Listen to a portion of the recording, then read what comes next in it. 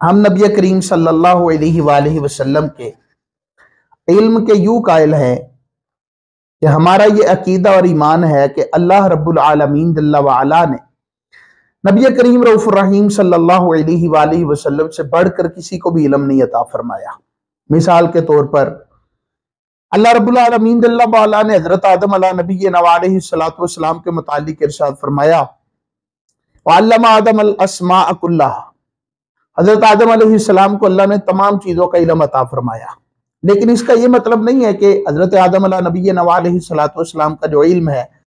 اور نبی کریم صلی اللہ علیہ وآلہ وسلم سے بڑھ گیا ہے، ایسا نہیں ہے، بلکہ کیا ہے،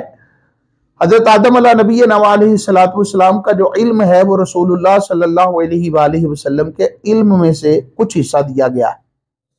اعلیٰ حضرت فاضل بریلوی حضرت امام احمد رضا خان رحمۃ اللہ علیہ کا جو ہم نام لیتے ہیں اس کا یہ مطلب نہیں ہے کہ اعلیٰ حضرت امام اہل سنت نے کوئی 100-125 سال پہلے کوئی نئی تحقیقات لا کر سامنے رکھ دی تھی، بلکہ ایسے لوگ پیدا ہوئے جنہوں نے اللہ کے محبوب صلی اللہ علیہ وآلہ وسلم کے علم پر اعتراض کیا۔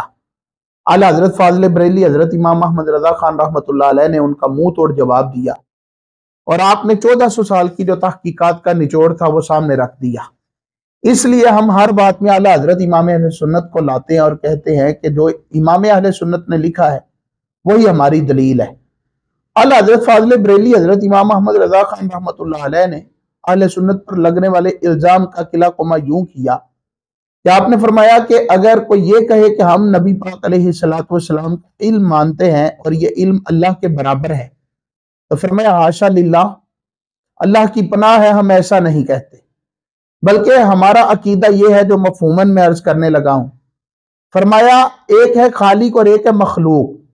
اور مخلوق خواہ کتنی ہی بڑی کیوں نہ ہو، جیسے حضور سید الانبیاء صلی اللہ علیہ وآلہ وسلم، ان کا مقابلہ خالق کے ساتھ کروایا ہی نہیں جا سکتا، لہذا نبی کریم علیہ السلام کے علم کو اللہ رب العالمین کے علم کے مقابل لانا یہ ویسے ہی ایک عجیب کام ہے، اور نبی پاک صلی اللہ علیہ وآلہ وسلم کا جو علم مبارک ہے وہ اللہ رب العالمین جل وعلا کے علم کے مقابلے میں کچھ بھی نہیں۔ نبی کریم علیہ السلام کا علم یوں ہے، اعلیٰ حضرت فاضل بریلوی فرماتے ہیں کہ جیسے 7 سمندر ہیں تو 7 سمندروں کو اگر اکٹھا کیا جائے اور اس میں سے انگلی ڈبو کر باہر نکالی جائے تو انگلی کو جو ایک قطرہ لگتا ہے، فرمایا وہ قطرہ اور 7 سمندر،